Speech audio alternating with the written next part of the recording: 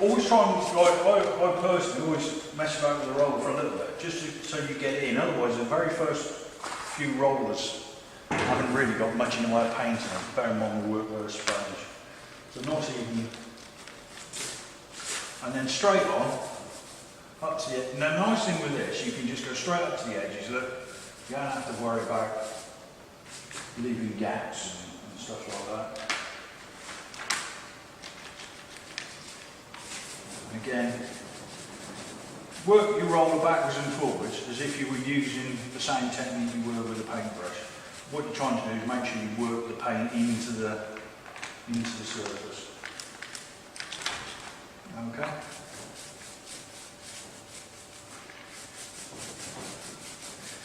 Now, just to make sure it's even, I usually just rub my roller up and down, just to make sure I've got a fairly even application. Okay, and then leave your roller in the tray, pick your brush up, on and straight through. Okay. Again, fairly firm, first few strokes. Okay, and because that's gone on so quickly, you see what I said, see how much that's covered and this hasn't. This is because the roller was still fairly loose to start with. Not a lot of paint in it. Now you can just ease that off, look. Nice and gentle. And just run that through.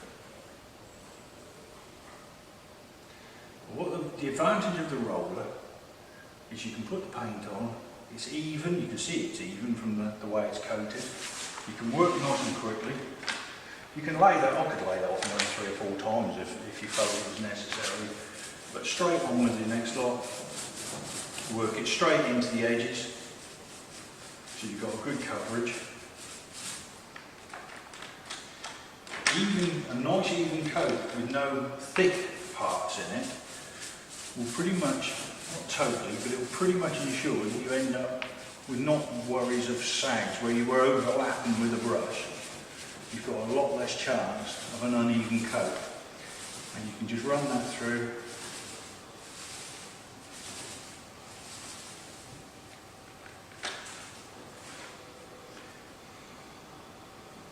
Nice and firm for the first layoff. Now, because we've got a light grey background, as the brush is pulling through, you are seeing lines appearing.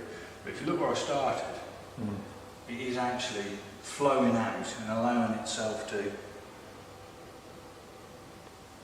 become an almost brush-free surface. And so we will get a bit of texture showing through because we rolled the background, but it's a nice easy technique.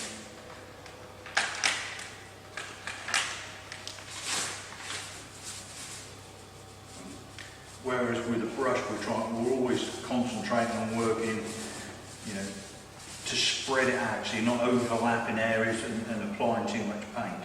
You really don't get that with the roller. And you can just, you know, and if you were unhappy with something, you see a little blemish appear, you can just work the roller straight through it again. Because there's a nice even coat of paint. You're not trying to add or take anything away with it.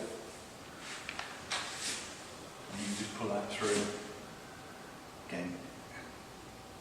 Now, if you cover a large area, you will find that eventually your brush is actually starting to pick up a certain amount of paint. This in the old days, they'd have called this the taking off brush. So if you've got an old pot or something, you can just wipe your brush and remove the excess. If you had the feeling and you thought, I don't know, I think I've really actually gone a bit mad with the roller, I've got too much on there, then just wipe your brush off on an old paint pot or on your kettle. So wipe it off, and you literally are doing exactly what the old coach painters did. You are actually then just taking off, and you'll reduce your amount on there. Now you can do that obviously if you're applying by brush, but by the time you've put it on as a, while you're still learning, by the time you've applied that paint, you haven't left yourself an awful lot of time to be messing around, laying off and doing other things. So the roller gives you the advantage of getting a nice even coat on nice and quickly, and gives you time to lay off and work with it. And where I started, this area here, the brush strokes, the lines have actually almost disappeared. The only thing you can actually see is texture coming from the background. If you leave that another 20 minutes or so, you'll probably find there'll be no brush marks left in it at all. Because the paint's allowing to, again, all in that application process, the quicker you can leave the paint to settle, the better. Because you get it on, you get it smoothed out, you get it laid off, you move on. And by doing that, you're giving the paint the maximum amount of time to flow. The longer you play with it, it's already starting to dry and starting to hang onto that surface. And once it does start to dry, if you put a brush through it, then of course those lines will stay there, so they don't get a chance to flow out. Okay.